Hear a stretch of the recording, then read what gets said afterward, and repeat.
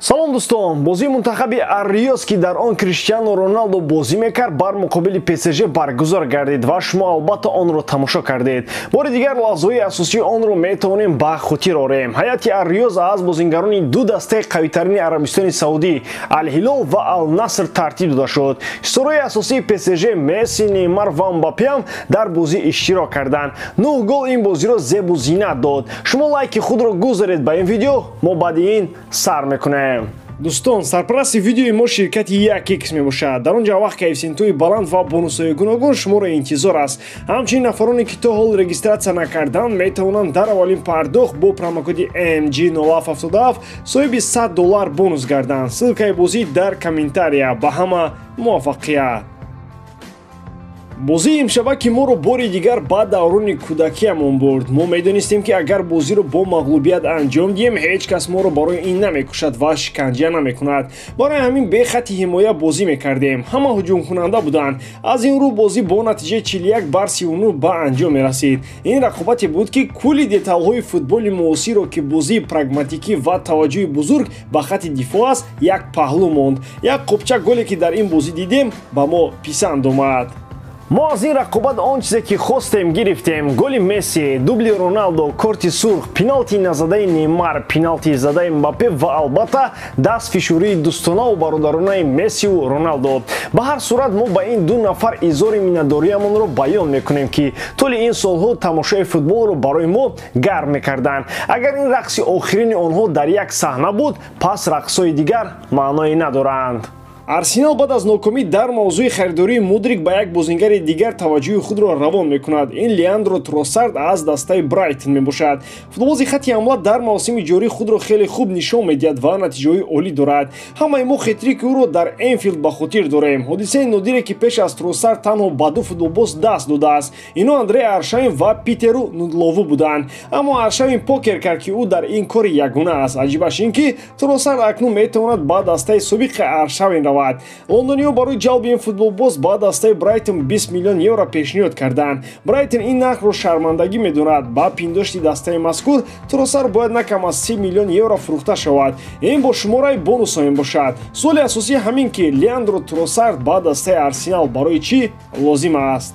оё якчанд бозии воқеан ҳам олӣ сабаб шуда метавонад ки ин футболбоз бо арзиши 30 миллион ба Арсенал ояд? Ӯ дар кадом мавқеъ бозӣ мекунад? Дар Брайтон Леонардо бештар аз канори чапи хати ҳамла ҳунарнамоӣ дорад. Мартинелли дар ин мавқеъ дар Арсенал ягон айбе надорад. Нахоҳад футболбози 30 миллиона танҳо ба хотири нишастан дар курсиҳои эҳтиётӣ оварда шавад. ё Артета аз Гвардиола ин харидҳоро ёд гирифтааст. Грилиши 100 миллиона дар нимкати захиравӣ аст ку Тросар танҳо 30 миллионак будааст.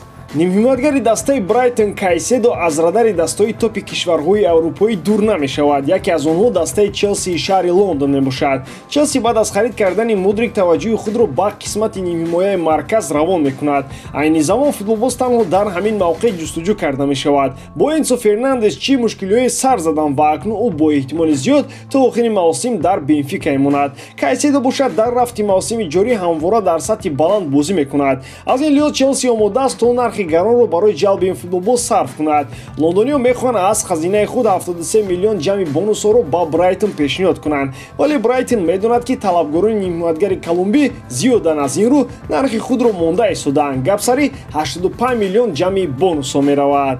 Рӯбарати Брайтон бовар доранд ки Кайседо ба ин нарх арзанда аст. Инҷо суоле ба миён меояд ки чаро барои нимҳимоятгар Брайтон нархи калонро талаб дорад.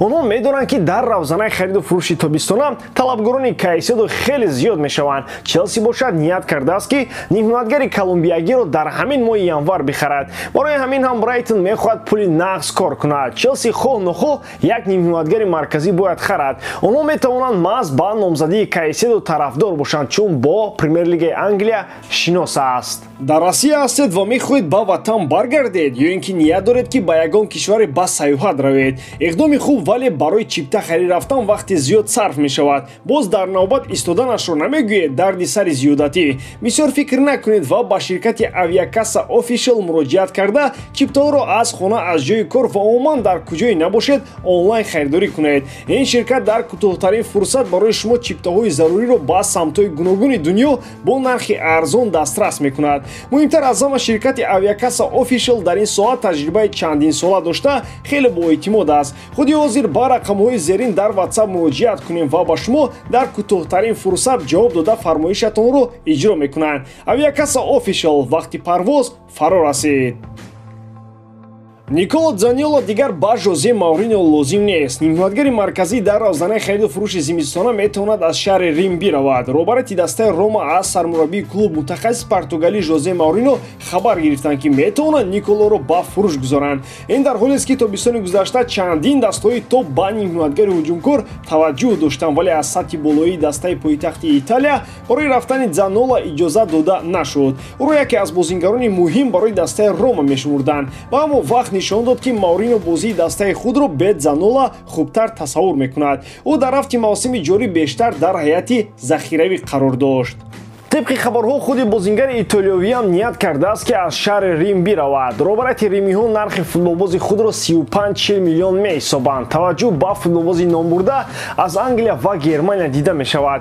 از جمله تاتنهام و وست هم تابستان می‌خواستند این بازیگر را جلب کنند و مراقب آنها تا حال بعد زانولا هست. از آلمان کلوب بروسیا دورتموند در همین روزنامه زمستانه پیشنهاد کرده است که روما او را بعد دسته آنها فروشد. ولی آلمانی‌ها پول کم پیشنهاد کردند. دورتموندیا تنها 20 میلیون پیشنهاد کردند که برای این جوابی رد گرفتند. чанд сарчашмаи машҳури варзишӣ хабар доданд, ки Илкай Гундаган футболбози дастаи Барселона мешавад. қарордоди нимҳоятгари олмонӣ бо Манчестер Сити тобистони соли ҷорӣ ба анҷом мерасад. ба пиндошти ӯ вақташ дар Ман Сити ба поён расидааст. Гундаган ҳақ дорад, ки аз моҳи ҷорӣ то тобистон бо дастаҳои дигар гуфтушунид анҷом диҳад ва дастаи навбатии худро интихоб намояд. гуфта мешавад, ки бе ягон гапи зиёдӣ клуби минбаъдаи Илкай ин Барселона мешавад.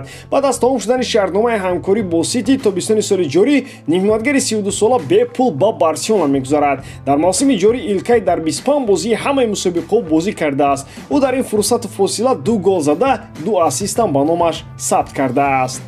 Гюндаган албатта нимувзиятгари бад нест, вале инҷо масъала дигар мебошад. ӯ ба ибораи ҷавонкунии ҳайят умуман туғрӣ намегирад. дар Каталония бошад, дар ҳамин шабу рӯз фикру андеша дар бораи ҳамин ибора меравад. ҷавонкунии ҳайят яке аз вазифаҳои хави дониста мешавад. ӯ бояд бо насли нав барсаи нав созад, аммо Илкаи 32 сола ба ҳамин меъёрҳо рост намегирад ва аммо ҳамчун футболбозе, ки метавонад аз нимкати захиравӣ ба майдон ояд, ин гузариши хуб аст. ӯ барои васеъгии ҳайят ва зарфияту иқтидори Барса кӯмак расонида метавонад. ба ҳамин тамом, боварӣ дорам, ки эҷодкории ман ба шумо писанд меояд. лайк, комментария ва дар канал обуна шуданро аз ёд набароред. бо шумо бисёр вақта Муҳаммад Гаиров.